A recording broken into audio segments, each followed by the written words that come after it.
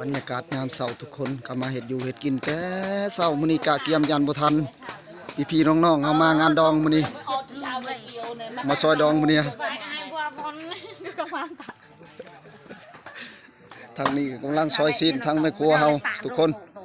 อยู่บ้านนอกของนาเฮาก็มาเฮ็ดอยู่เฮ็ดกินแต่เช้ามื้อนี้ในบรรยากาศยา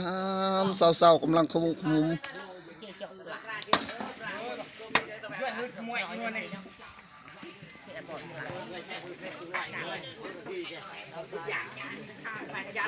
หม้อต้มซีนทุกคน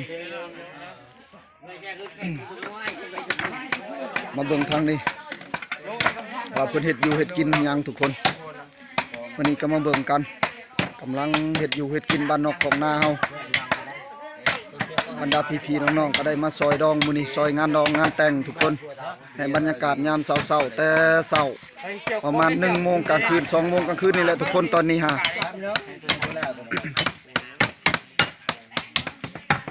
นี่นะคนละอันเลยนะแก๊บน้ำกินน้ำเดียวเป็นเนื้อควายบ่แม่นงัวเด้อทุกคนที่ยืนอยู่ในคนเด้อมันงัวเด้อแบบนี้มันควายเด้อนี่กำลังเห็ดตอนนี้ฮะอ๋อเจ้าใบกระจายบาดเด้อกี่ใบโย่ระวังกำลังซีนฮ้อนเอาไปน้ำได้ยากนะครับกำลังซอยจุผู้ซอยจุก็ซอยจุอยู่ดิ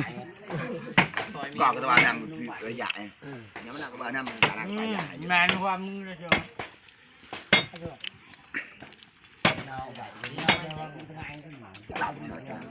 บรรยากาศยามเช้าก็มาเฮ็ดอยู่กินแต่เช้าทุกคน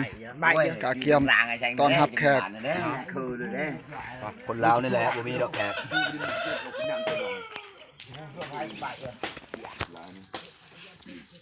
ยืมตาลงกล่อง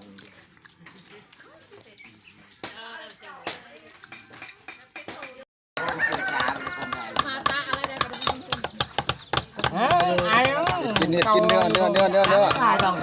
บ้านนั่นบ้านนี่กำลังพักกูเนี่ยกำลังทำกินควายเนี่ยกำลังดองงานดองนี่เนื้อเตียงเขาลุ้นน้ำใบอะไรหมอกเต้าก่อนเต้านะเนื้อควายทุกคนตีอะไรมาตาเราตีแล้วมาตาตีคนมืออะไรด่างมาเต้าเลยทางนี้ก็แผนกแปรครัวกำลังทุกคนสุกอันนี้ก็จะเป็นนอนเพียของอยู่ของกินบ้านเฮากำลังตาเกียมแขกคนกำลังมาทุกคนมาเบิ่งอันนี้เป็นฮีตของประเพณีบ้านเฮานี่ฮะเพิ่นสิได้จำผีทุกคนอาจจะมีสุกแน่ดิบแน่กำลังตอนนี้ก็แจ้งเลยมือนี้ก็มืองามยามดีมือจบวันสอบมือประกอบวันงามทุกคนก็เป็นงานแต่งของน้องสวยโอ้ทางนี้ก็จะเป็นหม้อต้มซีนทุกคนต้มซีนลายหม้อปูทางนั้นก็กำลังกาเกียมอ๋อตัวนี้อันนี้จะเป็นแกงกระดูกทุกคนของอยู่ของกินมากมายกายกองอันนี้นึ่งเข่า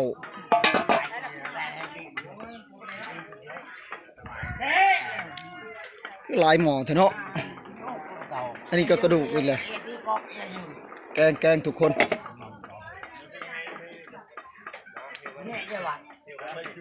ทางนี้ก็ต้มซีนอีกหม้อหนึ่งตอนนี้ก็แจ้งแล้วทุกค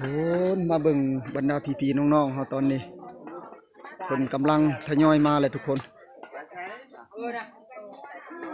ไปใช้กับไปแล้วไปหายใจก่อนแล้วก็เท้าเขาบ้างตอนนี้บรรดาแขกบรรดาพี่บรรดาน้องทุกคนสวยเติบก็ได้มาเต็มเฮือนตอนนี้กำลังกินข้าวกินปลากินข้าวกินน้ำตอนนี้บรรดาพี่ๆน้องๆเขามากหน้าลายตามือนี่ฮะมาซอยดองบ้านเฮาก็กำลังทยอยเข้ามาทุกคน กำลังกินข้าวตอนนี้ครับ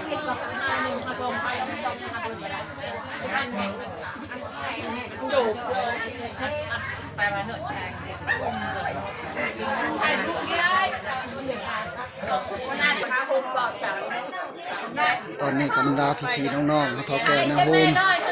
ก็ได้มามีทิศทางทางเคยมาได้กายได้เกียมถ้าติดตามชมต่อไปทุกคนบัดนี้ก็ฮอดโมงฮอดเวลาเลยพี่น้องก็สิได้ผูกคอต่อแขนลูกหลานอันนี้ก็เป็นพ่อใหญ่เป็นพ่อบ้านพ่อเพื่อนทุกคนมาผูกคอต่อแขนมื้อนี้น้องสาวสวยเป็นงานแต่งมื้อนี้ก็จะมาผูกคอต่อแขนในบรรยากาศยามเศร้าๆกำลังกะเกียมเข้าพิธีตอนนี้ฮะอันนี้ก็จะเป็นเฒ่าแก่บ่ได้นี่เลย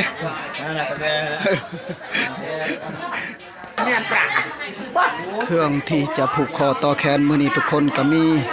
ไก่จะมีชิ้นพื้นแพรว่าทุกคนเข้ามาผูกคอตอกแขนไอ้ตีพี่น้องเป็นเจ้าสาวเจ้าบ่าวนั้นมาผูกคอต่อแขนตอนนี้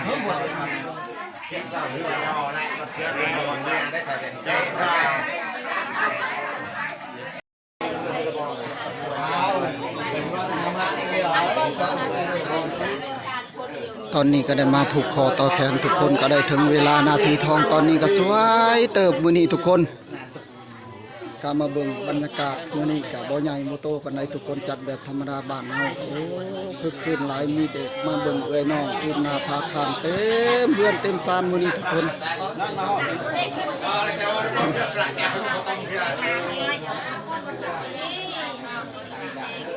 อบอุ่นไปด้วยพ่อแม่พี่น้องเฮาได้มาอึบหน้าพาข้างมื้อนี้ก็มีความสามัคคีสละเวลามีค่ามาร่วมงานแต่งของน้องสวยมื้อนี้ฮะก็มาเฮ็ดพิธีผูกแขนแบบบ้านนอกขอกนาเฮาทุกคนสบายดีเพิ่นนะสบายดี MC นะสบายดี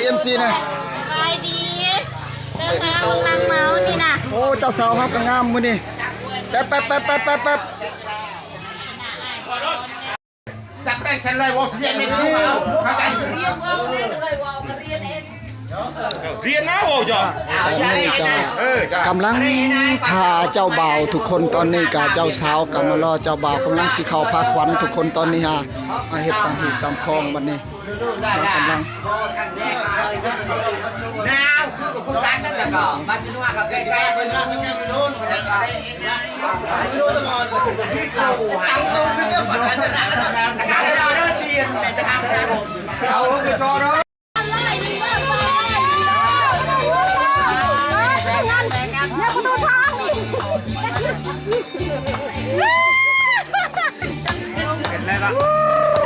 บูชาเนาะ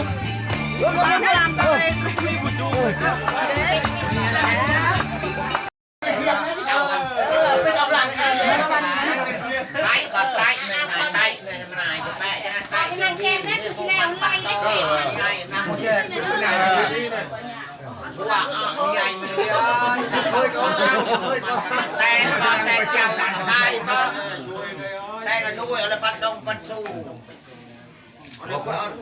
ความรักหรือว่าก็อยากแม่อย่าบอกอย่าแย่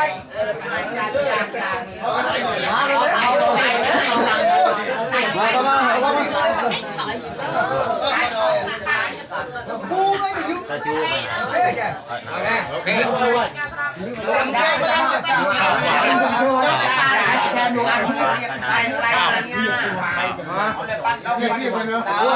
พิษลาอย่างไรไปตามมาว่าเนี่ยมา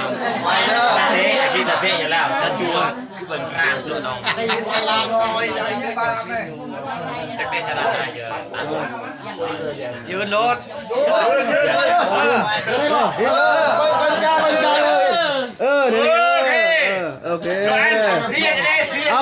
ไปดิบอกก่อน เอาจะเล่นจะนอนแล้วเคยไม่มาหันกินกันโดยถ่วง ไปดิมันไปมาจากขั้นตอน กำลังกินกันเตาว่างเลยนะต่อจ้าแล้วสาวตำชาวนาก็ได้บัวยังไง กำลังป้อนไข่หน่วยกำลังป้อนไข่หน่วยทุกคน จ้าด้วยเนี่ยมันฟันตอนนะเรากำคุ้มเนี่ยตัวยางอยู่นะก่อนเจ้าช่วยพระช่วยวันเลยแล้วก็ช่วยยาอยู่ตรงนี้ พอแล้วเมามันเมา มากินเราหายตอนทุกคนตอนนี้ก็ได้สำเร็จเสร็จสิ้นแล้วทุกคนเข้าพระขวัญตอนนี้ก็ได้เลิกไปกามาเบิ่งพิธีการก็ได้ป้อนไข่หน่วยก็ได้สำเร็จทุกคนมื้อนี้เป็นงานแต่งของน้องสวยโอ้เจ้าบ่าวเจ้าสาวงามหลายทุกคนพิธีป้อนไข่หน่วยก็ได้แล้วไปที่เรียบร้อยทุกคนตอนนี้ฮะ มาอะไรเฮ้ยเฮ้ยมาไหนต้องขโมยเรื่องก็ต้องเรื่องก็ยากไหน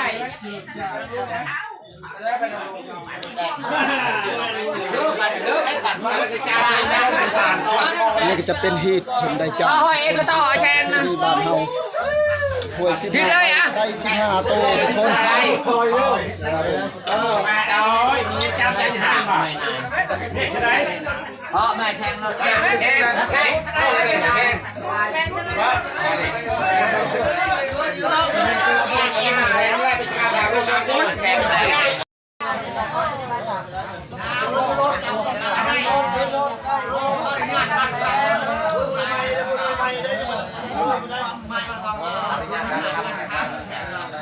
ตอนนี้ก็ได้มา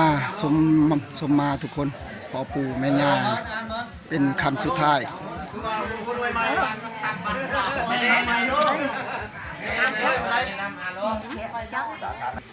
ได้หลักการ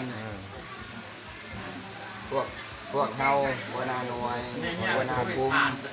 อำนาจการปกครองบ้านทับแก่ในโฮมเทศยิงพร้อมด้วยเจ้าโคตรตุตาทั้งสองกำสองทาย ไปมาใช้ได้ไปมาซื้อได้ยัง ทุกให้ทายและให้ดีเพื่อให้ถูกต้องตามหลักเรียนตอนเป็นดี ปัดคอยต้องพอเราแต่ง โดยใช้ความ ถือว่าพิธีการแต่งงานมื้อนี้ก็น้องสวยก็ได้จบสำเร็จทุกคนขอกราบทักทายสบายดี